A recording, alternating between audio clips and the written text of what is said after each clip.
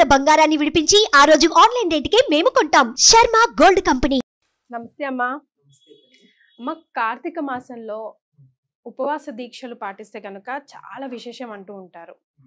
పాటిస్తే ఎలా పాటించాలి? పాటించాలని అందరికీ ఉండొచ్చు, కానీ కొన్నిసార్లు వాళ్ళ శరీరం సహకరించకపోవచ్చు కదా. అలాంటి వాళ్ళకి ఏమైనా ప్రత్యామ్నాయ మార్గాలు ఉన్నాయా? అసలు ఎందుకు చేయాలనేది ముందు తెలుసుకోవాలి. ఎందుకంటే పిల్లలు అడిగేది అది ఎందుకు అని అడుగుతూ ఉంటారు. దానికి ముందర తెలుసుకోవాల్సినట్టు ఉపవాసం అంటే ఏమిటి? అంటే సమీపంలో, వాసం అంటే ఉండడం. ఉపవాసం అంటే సమీపంలో ఉండడం. దేనికి? దైవానికి సమీపంలో ఉండడం. దానికోసం ఉపవాసం చేస్తాం. ఉపవాసం చేస్తే దైవానికి సమీపంలో ఎలా ఉన్నట్టు? అది అందుకు ఇప్పుడు మనం సాధారణంగా ఏకాదశో, శివరాత్రో, వైకుంఠ ఏకాదశో ఏదో ఉపవాసం అంటాం.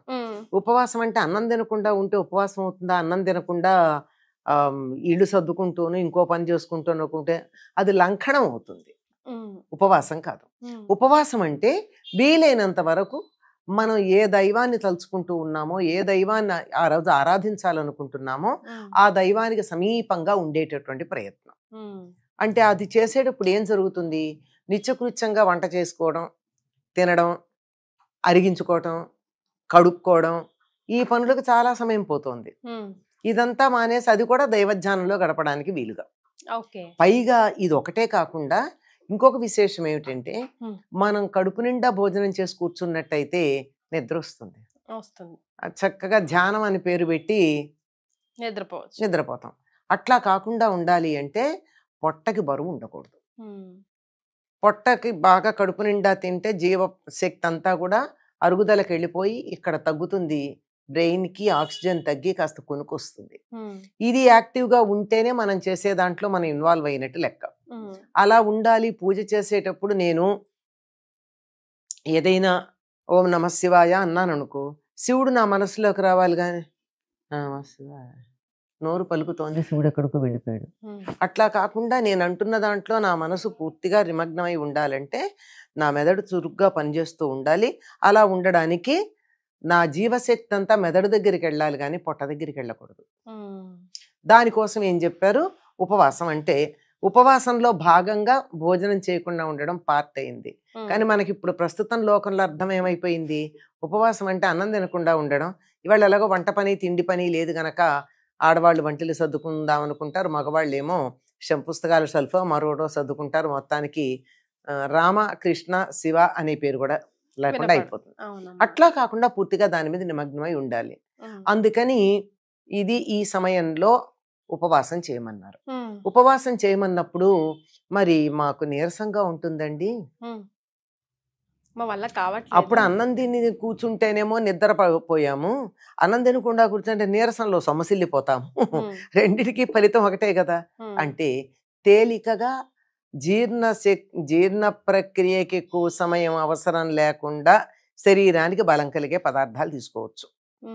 అంటే నిత్యం తీసుకునేవి కాకుండా పాలు, పళ్ళు, పళ్ళ రసాలు ఇట్లాంటివి తీసుకుంటే మనకి మెదడు చురుగ్గా ఉంటుంది, శరీరానికి బలంగా ఉంటుంది, మనం చేసే దాని మీద మనసు చక్కగా కేంద్రీకరించడానికి వీలవుతుంది. ఇదమ్మా ఉపవాసం చేసేటటువంటి పద్ధతి. దీనికి కార్తీక మాసానికి ఉపవాసాలకి సంబంధం ఏమిటి? కార్తీక మాసం అంటే ఏమిటి? హరిహరులకు ప్రీతిపాత్రం గనక వారి గురించినటువంటి ధ్యానాలు, పూజలు, అభిషేకాలు, విష్ణు సహస్రనామాలు ఇత్యాదులు చేస్తూ సమయం ఎక్కువ దానికి గడిపినట్టయితే బాగుంటుంది అని. మరి ఈ కాలంలోనే ఎందుకుంది? ప్రకృతి ఎప్పుడు కూడా మనకి చాలా దగ్గరగా సహకరిస్తూ ఉంటుందమ్మా. ప్రకృతే దైవం అసలు గట్టిగా చెప్పాలంటే. ఎందుకు అంటే ఈ సమయంలోనే ఎక్కువ ఉపవాసాలు చేయడానికి అనుకూలమైన సమయం. ఎందుకంటే ఇది చలికాలం, పగలు చిన్నది ఉంటుంది, రాత్రి పెద్దదిగా ఉంటుంది. ఈ సమయంలో భూమి సూర్యుడికి దూరంగా ఉంటుంది. సూర్యుడు ప్రసరించకుండా ఉంటే తిన్న ఆహారం అరగడం కష్టం. అన్నం అరగడానికి సూర్యరశ్మి కావాలి. పూర్వకాలం సూర్యుడు కనపడకపోతే భోంచేసేవాళ్ళు కాదమ్మా. కనపడకుండా ఉండదు కదమ్మా. బాగా మబ్బు పట్టి తుఫాన్లు అవి వస్తే ఎదురు చూసేవారు. అప్పుడు సూర్యుడికి దండం పెట్టుకుంటే గాని భోంచేయని వాళ్ళు నాకు తెలుసు. దాన్ని దుర్దినం అంటారు, సూర్య దర్శనం లేని రోజు. అలాగే వాళ్ళు ఎవరైతే ఈ నియమం ఉందో వాళ్ళు సూర్యాస్తమయం తర్వాత తినేవాళ్ళు కాదు, సూర్యోదయానికన్నా ముందు తినేవాళ్ళు కాదు. అందుకే తిన్నది అరిగి జీర్ణకోశ సంబంధమైన వ్యాధులు ఏవి వచ్చేవి కాదు వాళ్ళకి. ఆరోగ్యం భాస్కరాది ఇచ్చేత్ అని చెప్పారు. సూర్యుడి వల్లే మనకు ఆరోగ్యం వస్తుంది. కరెక్ట్. కనుక పగలు తక్కువ ఉంటుంది గనక తిన్న ఆహారం అరగటం కన్నా కొవ్వుగా మారి రక్తంలో శక్తిగా పరిణమించి రక్తంలో కలవడం కన్నా కొవ్వుగా మారి ఇక్కడ అక్కడ పేరుకుపోతూ ఉంటుంది ఈ కాలంలో ఎక్కువ తింటే. నిజానికి ఎక్కువ తినాలనిపిస్తుంది కూడా. చలిగా ఉంటే కొంచెం కారం కారంగా వేడి వేడిగా ఇంకొక ముద్ద ఎక్కువ తినాలన్న కోరిక కూడా అనిపిస్తుంది. నిజంగా బాగా పిల్లలైతే బాగా తింటారు కూడా, మీరు గమనించినట్టయితే వేసంకాలం కన్నా అవునమ్మా, వాళ్ళకి పెట్టచ్చు. పెద్దవాళ్ళకి విషయం ఇవన్నీ. వాటర్ కూడా తక్కువ ఇంటేక్ ఉంటుంది కాబట్టి సాలిడ్స్ ఎక్కువ తినగలుగుతారు. తర్వాత అందుకని తినాలని జిహ్వచాపల్యం ఉండి తినాలని అనిపిస్తూ ఉంటుంది గనక కొంచెం తగ్గించమని చెప్తారు. ఒక నియమం తగ్గించమన్నారు తప్ప పూర్తిగా కటిక ఉపవాసం ఉండమని చెప్పలేదమ్మా, అస్సలు లేదు. ఇలా ఉండడం వల్ల ఆరోగ్యానికి చాలా మంచిది. ఇలా ఆహార నియమం ఏదన్నా పాటిస్తే క్యాన్సర్ రాదు అనేటటువంటి సంగతి జపాన్ దేశంలో ఒక ఆయన పరిశోధన చేసి నోబెల్ ప్రైజ్ కూడా వచ్చింది. ఓషినారో సుజుకినో సుబుకి ఉంది ఆయన పేరు, ఓషినార్. దానికి నోబెల్ ప్రైజ్ వచ్చింది ఆయనకి, ఆటోఫాగి అనేటటువంటి దాంతో. ఎప్పుడైతే మనం ఆహారం తీసుకోకుండా ఉండిపోతామో అప్పుడు ఏమవుతుందిట, అన్నరసాలు బయలుదేరి మన శరీరంలో మనం అక్కర్లేదనుకున్నటువంటి భాగాలు ఏవైతే ఉన్నాయో అవన్నిటిని తినేస్తాయి. అవి చాలా వరకు క్యాన్సర్ సెల్స్ని తినేస్తుందిట ఉపవాసం ఉన్నప్పుడు. అందుకే క్యాన్సర్ పేషెంట్స్కి పొరపాటున కూడా చక్కెర పెట్టద్దంటారు. అందుకని అలాగనమాట. అంతదాకా పోవడం దేనికమ్మా, అప్పుడప్పుడు భోజనం ఆయన కూడా చెప్పింది 15 రోజులకు ఒకసారి ఓ రోజు ఫుల్ మానేయమన్నాడు. దాని మీద పరిశోధన చేసి మన వాళ్ళు ప్రత్యేకాదశికి చేసేవాళ్ళు. అది అట్లా ఉపవాసం వల్ల చాలా మంచి మేలు కలుగుతుంది. అది కూడా కొన్ని నియమాల ప్రకారం. అయితే ఈ కాలంలో ఎందుకు పెట్టుకున్నారంటే సంవత్సరానికి సరిపడా మనం ఉపవాసాలు చేయడం అన్నది, ఇది పగలు తక్కువ ఉంటుంది, రాత్రి ఎక్కువ ఉంటుంది, తిన్నదరగడం తక్కువ, కొవ్వుగా పేరుకునేది ఎక్కువ. కనుక దాన్ని కంబైన్ చేసామంటే ఉభయతారకంగా ఉంటుంది. అటు ఆధ్యాత్మికం, ఇటు ఆరోగ్యం. ఇటువంటి దాంట్లో నియమాలు ఏమిటంటే కార్తీక మాసంలో నక్తము అర్ధనక్తము అని ఉంటారు. నక్తం అంటే నక్షత్రాలు కనిపించాక పగలంతా ఉపవాసం ఉండి సూర్యుడు పొద్దుబాటారాక అప్పుడు భోజనం చేయడం. ప్రదోష వేళ శివుడికి అభిషేకం చేసుకునే. లేదంటే అంత ఉండలేము అంటే అర్ధనక్తం అంటే పొద్దుబాటారాక 2:30-3 అయ్యాక సూర్యుడు ఇలా నడినెత్తి నుంచి ఇట్లా వచ్చి కొంచెం ఇలా పక్కకి తిరిగాక అప్పుడు భోజనం చేయడం. మేము ఈ రెండూ చేయలేమండి, పగటిపూట మేము ఉద్యోగాలకు వెళ్ళాలి, అక్కడికి వెళ్ళి నీరసమొహాలు వేసుకుంటే బాగుండదు, ఇంటికి వచ్చి మళ్ళీ భోంచేసేపటికి అర్ధరాత్రి అవుతుంది, మా ఉద్యోగ ధర్మాలు అట్లా ఉన్నాయి, మాకు కుదరదు అంటే ఏదో ఒక నియమం పెట్టుకోండి. పగలు భోంచేస్తాను, రాత్రి చేయను, లేదు పగలు ఉపవాసం ఉండి రాత్రికి భోజనం చేస్తాను. ఏదైనా ఈ ఖాళీగా ఉన్నటువంటిది ఆరోగ్య దృష్టి అయితే దాన్ని ఆధ్యాత్మికతతో ముడిపెట్టినప్పుడు దైవ ధ్యానం చేయడం, ఈ రెండు ఏదో ఒకటి చెయ్యొచ్చండి. ఇది అన్ని సంప్రదాయాల వారు పాటిస్తారమ్మా.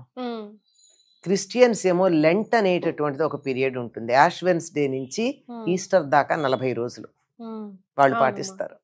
రంజాన్ 40 రోజులు పాటిస్తారు ముస్లిమ్స్. మనం కార్తీక మాసం పాటిస్తాం, మధ్యలో సంవత్సరంలో అనేక సార్లు. మనకి మొత్తం 40 రోజులే, ఇక్కడో 28-29 రోజులు తర్వాత కలిపి. కనుక సంవత్సరంలో 40 రోజులు ఆహార నియమం గనక పాటించినట్టయితే ఆరోగ్యం బాగుంటుంది అని.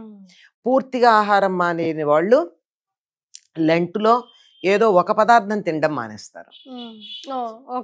అది కూడా చేయొచ్చు. నేను ఈ 40 లెంట్లో నేను స్వీట్ తినను, లెంట్లో నాకు ఇష్టమైనటువంటి ఫలానా కూర తినను, లెంట్లో సాధారణంగా నాన్ వెజిటేరియన్స్ ఉంటారు కనుక నేను ఎగ్ తినను, లేదా నేను చికెన్ తినను, లేదా ఫలానా ఒక్క పదార్థం తినను ఈ నెల అని, ఈ 40 రోజులు అని. అలాంటి నియమం పాటించడం కూడా ఏదో ఒక నియమం, నాలికను అదుపులో పెట్టుకోవడం, ఇది అద్భుతం. అయితే మన సంప్రదాయంలో ఉన్న ఒక విశేషం ఏమిటంటే ఉపవాసం అంటే వివరాలు చెప్పి పాటించటం ప్రయోజనం చెప్పారు కానీ ఎవరెవరు ఉపవాసాలు చెయ్యకూడదో చెప్పారు. బాలింతలు, గర్భవతులు, దీర్ఘరోగం వచ్చి తగ్గిన వాళ్ళు, రోగులు, పసిపిల్లలు, చదువుకునే వాళ్ళు, విద్యార్థులు, తర్వాత కాయ కష్టం చేసుకుని బతికేవాళ్ళు. వీళ్ళు ఉపవాసం చెయ్యకూడదు అని చెప్పింది శాస్త్రం. ఎంత కన్సిడరేషన్ అమ్మా. ఆబాల గోపాలం చెయ్యాలి, ఇవాళ మా ఇంట్లో పొయ్యి ముట్టించాం 5 ఏళ్ల పిల్లాడు కూడా ఉపవాసం ఉంటాడని చెప్పడం మన పద్ధతి కాదు. సో మనమే డిసైడ్ చేసుకోవాలి. అయినా మనది ఏది చేసినా ఎంత చూసినా లాస్ట్కి వచ్చేది మన ఆరోగ్యం గురించి అమ్మా. దానికి ఆధ్యాత్మిక జోడిస్తే ఒక భక్తి శ్రద్ధతో భయంతో ఇప్పుడు ఆరోగ్యాన్ని ఆధ్యాత్మికతతో ముడిపెట్టడం వల్ల శారీరక మానసిక ఆరోగ్యాలు బాగుపడతాయి. ఆధ్యాత్మికత వల్ల మానసిక ఆరోగ్యం. మనం ఏమంటున్నాము, ఈ జనరేషన్ కి వచ్చాక అదంతా మూఢనమ్మకం అని చెప్పేసి ఏది చేయకూడదు అవే చేసేసి మన ఆరోగ్యాలు ఏమైంది. నేను బానే ఉన్నాగా, నువ్వు వద్దన్న తిన్నా 3 పూట్లా తిన్నా బానే ఉన్నా కదా, ఒక్క పూట్లో కాదు కదా లెక్క. మరి దీర్ఘకాలికంగా that's all because of your body and your life style కదమ్మా. అంతే. భలేగా చెప్పారమ్మా, ధన్యవాదాలు. నమస్తే అమ్మా.